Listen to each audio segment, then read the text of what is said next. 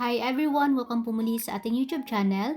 For today's video ay gagawa tayo ng Ensaymada Bites. Ayan, marami kasi nagtanong sa akin at nag-PM guys nung nag-post ako ng short video nung Ensaymada Bites natin kung paano ko daw ginawa. Kaya ngayon ituturo ko sa inyo step by step yung procedure kung paano ginawa ito. Kaya tara, umpisahan na natin. Dito sa ating bowl, ilagay na natin yung ating boiled mashed potato. Ayan, 1/4 cup yung kailangan natin dito. Then sunod na natin yung ating egg yolks. Ayan, mix lang muna natin ito guys hanggang sa mag-well combine lang sila.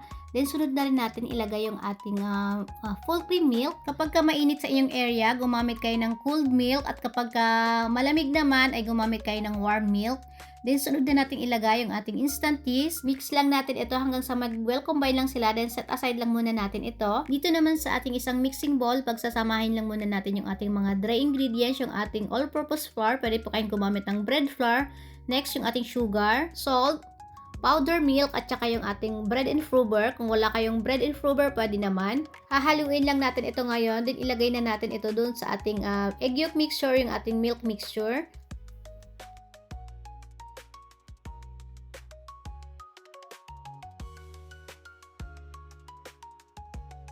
Continue lang yung pag-mix natin ng mga 2 minutes hanggang sa wala na tayong nakikitang mga dry flour dito sa gilid ng ating mixing bowl. Dito guys, gumamit pala ako dito ng hand mixer. Pwede po kayo gumamit ng stand mixer, pero since na 1/4 recipe lang yung gagawin natin ngayon, kaya hand mixer na lang yung ginamit ko dito. Hindi ko ma-advise guys kung pwede nating masahin ito manually, kasi pag ganitong klase ng dough, napaka-sticky niya guys.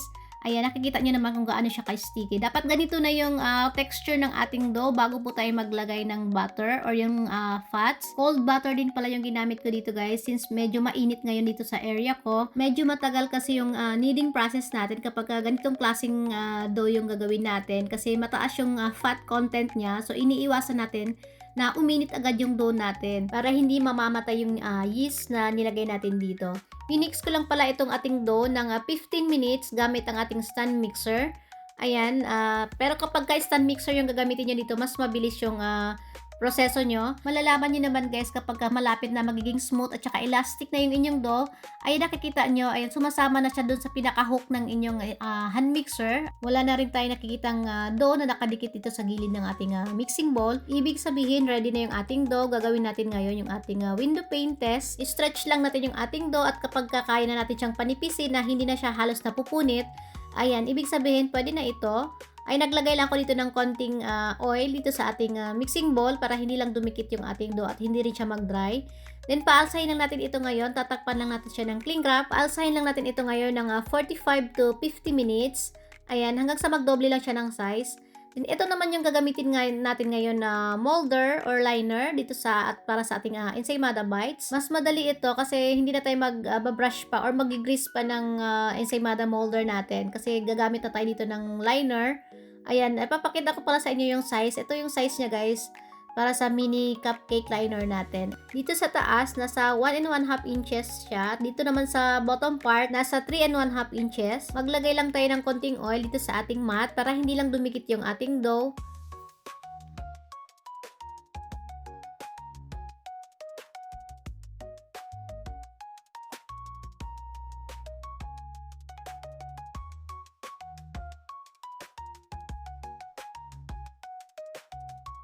Press lang natin siya para maalis yung mga gases sa loob ng ating dough. Ayan, then ikakat lang natin ito ngayon.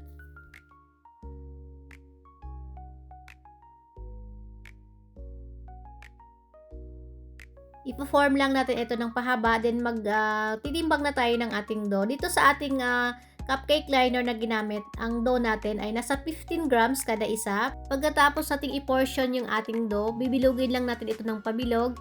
Kailangan walang hangin or yung walang air pocket na natrap sa loob ng ating dough para maging maganda yung texture ng pinaka Ensaymada Bites natin. Pwede nyo naman siyang idiretso na i-shape ng bilog dito sa inyong mat guys. And kagaya ng ginagawa ko.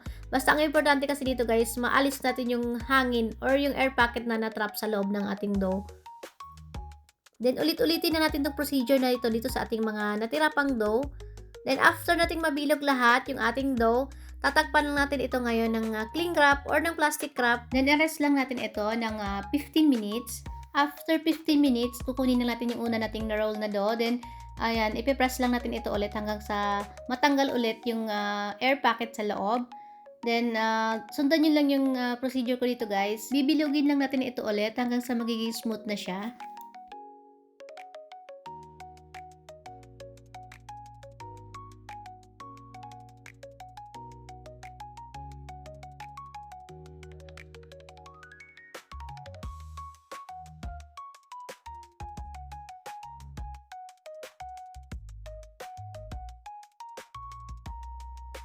Press lang natin konti yung ibabaw ng ating dough para hindi siya masyadong umbok guys, or hindi siya masyadong mataas kapag i-bake na natin siya. Dapat medyo palapad yung alsa niya, hindi yung pataas. Tatakpan lang natin ito ulit ng cling wrap, then paalsahin lang natin ito ng 45 to 50 minutes. Depende po sa init ng inyong area guys. Kapag mas mainit, mas mabilis umalsa yung inyong dough. Medyo na sobrahan pa nga ito ng konti yung pagpaalsa ko dito guys. Ay nakikita nyo, ayan, medyo kapantay na siya ng cupcake liner na nilagay natin. Summer na kasi ngayon dito sa area ko guys, kaya medyo mainit na talaga siya. Then, isa lang na natin ito ngayon sa ating naka-preheat na oven ng 170 degrees Celsius ng 15 to 18 minutes or hanggang sa slightly brown lang yung ibabaw ng ating tinapay. Sa baking time naman, depende rin po yan sa ating oven kasi hindi po tayo pare-pareho ng oven temperature. Basta kapag nakikita nyo ng slightly brown na yung ibabaw ng ating dough, or ng ating tinapay, ayan, luto na yon. Huwag po natin siyang i-overbake kasi magdadry na po siya kapag nasobrahan natin siya ng salang sa oven. Ta-transfer lang natin siya agad dito sa ating cooling rack para lumamig lang siya ng konti hanggang sa magiging warm lang siya. Then, ayan, papakita ko lang sa inyo guys kung gaano kalambot yung ating ensaymada bites. Ayan, bubuksan lang natin siya ngayon. Ayan, sakto lang yung pag-bake natin. Nakikita nyo naman na sakto lang yung kulay ng ating tinapay. Soft at moist pa rin yung loob niya. Yung ginamit ating mashed potato guys. Napakalaking tulong doon. Kaya nagiging ganito yung texture ng ating tinapay. Then habang warm pa yung ating tinapay, ilagay lang natin siya ngayon dito sa ating baking tray. Tatakpan lang natin ito ng plastic wrap para hindi siya mag-dry habang gagawin natin yung ating icing. Dito sa ating mixing bowl, ilagay na natin yung ating room temperature na butter. I-mix lang natin ito hanggang sa light and fluffy lang siya. Then, ilagay na natin yung ating powder sugar. Gumamit ako dito ng heavy cream. Pwede kayong gumamit ng milk. Then, sunod yung ating vanilla. Pwede po kayo maglagay ng konting salt dito. Pero since salted butter yung ginamit ko dito, hindi na ako gumamit ng salt. I-mix lang natin ito hanggang sa light and creamy na yung ating icing. O din po natin kalimutan i-scrape lagi yung side ng ating mixing bowl para mahalo pong maigi yung ating mga ibang ingredients. Ready na yung ating buttercream icing. Ayan, mag-a-assemble na tayo ngayon ng ating ensaymada bites. Maglagay lang tayo ng portion ng ating icing dito sa ibabaw ng ating ensaymada. Then, spread lang natin siya pababa at paikot. Sa totoo lang guys, mas matrabaho itong gawin, itong ensaymada bites compared sa standard size na ensaymada natin kasi dun sa pag-portion natin kanina, napakaliit niya, tapos isa-isa natin siyang i-shape ng ball, tapos ngayon mag-a-icing tayo ng ganitong kaliliit. Ayan, mas mahirap siyang i-assemble guys compared sa nakasanayan natin na size ng ensaymada. Kaya kung magpapa-order kayo ng ganitong size, ayan, mag-add na lang kayo ng labor fee kasi hindi siya madali, matrabaho siya. Pero maganda siya guys kasi parang matipid siya. Halimbawa kapag may handaan kayo, kasi nga bite size lang siya, so mas maraming makakakain kasi hindi siya ganun kalaki. Ayan. At saka maganda siya tingnan guys kapag naka-display na siya. Itong recipe ng icing natin, ayan, sakto lang din siya dito sa ensaymada bites na ginawa natin. Ayan, konti lang yung natira, siguro mga kalahating kutsara lang. Then, nag-grate na ako dito ng cheese. Ilagay na natin siya ngayon dito sa ibabaw ng ating ensaymada bites. Pwede nyo naman na i-grate na diretso dun sa mismong ensaymada yung inyong cheese, pero medyo makalat guys kasi nga maliliit siya, mahirap siyang i-grate ng cheese. Kaya ang ginawa ko dito, nag-separate na lang ako ng naka-grate na cheese. Then ayun guys, kung napapansin nyo, ayan, magkaiba sila ng kulay. Kasi magkaibang brand ito ng cheese na yung ginamit ko dito. Yung isa, yung medyo light, yun yung Eden cheese. Tapos yung isa naman, yung Kraft, yung cheddar cheese yung ginamit ko dito. Then ayan, ibabox na natin siya ngayon. Ang size pala ng box natin ay 8x8. Pero yung nakaraan na maramihang order natin, parang mas malaki ata yun guys, nasa 9x9. Kaya mas marami siyang laman na nalagay ko. Parang nasa 20 pieces ata yung isang box na nalagay ko doon. Ito kasi nasa 16 pieces lang yung laman nitong box na to. Kailangan guys kapag na-box na natin siya, Ayan, tatakpan natin siya at wag nating hayaan na ma-expose siya ng ganyan na walang takip kasi mas madali itong mag-dry guys compare do sa ginagawa nating standard size na ensaymada na binabalot natin sa cello sheet.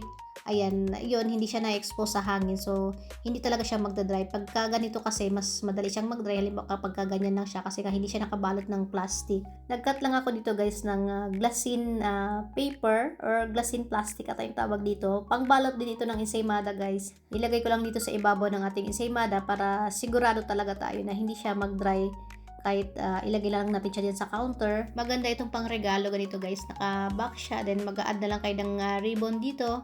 Pwede nyo rin siyang pang-benta ng ganito siyang naka-box. Then, syempre ngayon, titikman na natin. Ngayon yung ating ensaymada bites. Ayan, sobrang bestseller ko itong ensaymada recipe natin guys. Marami na rin nakasubok nito at ginawa na rin nilang negosyo. Hindi siya komplikadong gawin at syempre napakasarap nitong ensaymada bites natin. Kaya binabalik-balikan ng ating mga clients. Nakikita nyo yung texture ng ensaymada natin sa loob. Ayan, maliliit lang yung butas niya at saka pantay lahat ng butas niya kasi dahil doon sa need natin, yung pagtanggal natin ng mga air pocket sa loob, yun yung sinasabi ko kanina, para maging maganda yung texture sa loob ng tinapay natin. Ayan, hanggang sa muli, sana may natutunan kayong bago ngayon dito sa ating ginawang video. Kita-kits po tayo ulit sa aking susunod pang mga videos. Maraming salamat po sa inyong panonood. Mag-iingat po tayo palagi.